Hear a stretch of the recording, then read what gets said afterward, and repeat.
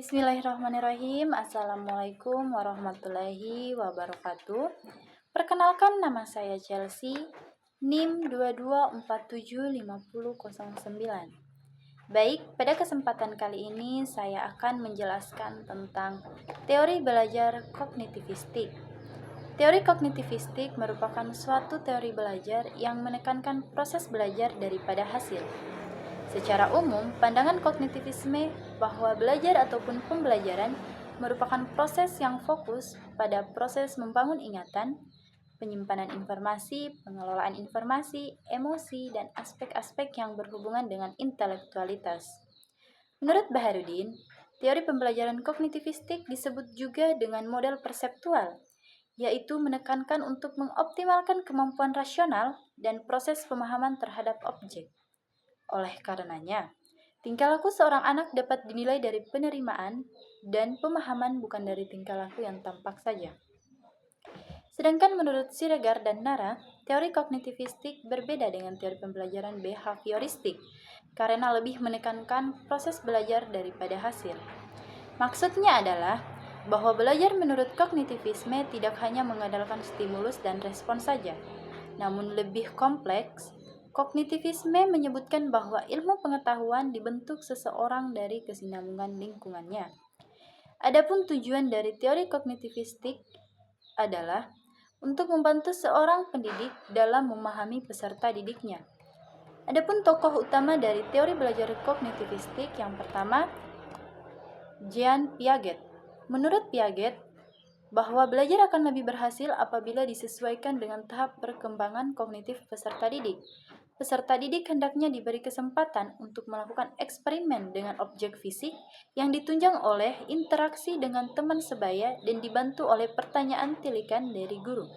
Guru hendaknya banyak memberikan rangsangan kepada peserta didik agar mampu berinteraksi dengan lingkungan secara aktif, mencari dan menemukan berbagai hal dari lingkungan. Piaget berpendapat bahwa belajar merupakan proses penyesuaian, pengembangan, dan pengintegrasian pengetahuan baru ke dalam struktur kognitif yang telah dimiliki seseorang sebelumnya. Yang kedua, teori kognitif menurut Paul Ausubel. Ausubel menawarkan paradigma kognitivisme yang menekankan pada metode interpretasi dari suatu objek yang sedang ditangkap. Menurutnya, metode interpretasi ini berkembang secara bersamaan sehingga pemahaman peserta didik menjadi lebih terstruktur dan konkret.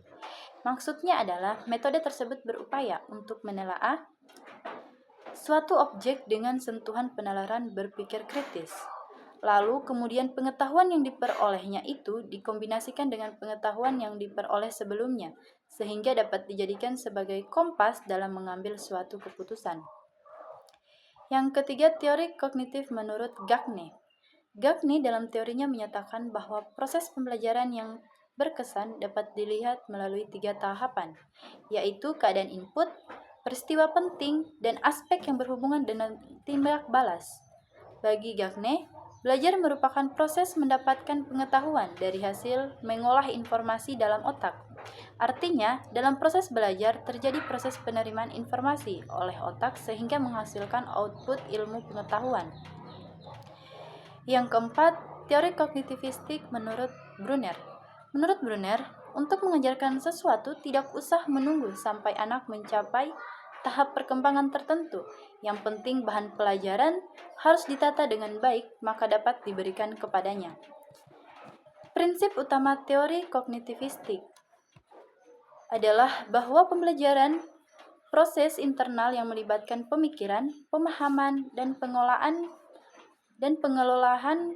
informasi. Teori ini menekankan pentingnya peran pikiran dan struktur mental dalam proses belajar, serta menekankan bahwa pengetahuan baru dibangun berdasarkan pengetahuan yang sudah ada. Teori ini menganggap bahwa belajar bukan sekedar perubahan perilaku, tetapi juga perubahan dalam cara seseorang berpikir, memahami, dan menyimpan informasi. Selanjutnya, hubungan teori kognitivistik dengan perkembangan kognitif, afektif, dan psikomotor siswa. Yang pertama, perkembangan kognitif. Teori kognitivistik menjelaskan bagaimana siswa belajar dengan memahami struktur kognitif mereka dan bagaimana informasi baru dihubungkan dengan pengetahuan yang sudah ada. Perkembangan kognitif siswa dipengaruhi oleh interaksi dengan lingkungan dan proses internal seperti asimilasi dan akomodasi. Teori ini menekankan pentingnya peran aktif siswa dalam membangun pengetahuan mereka sendiri. Selanjutnya, teori kognitivistik dan afektif saling terkait, karena kedua aspek ini sangat berpengaruh terhadap perilaku dan perkembangan individu.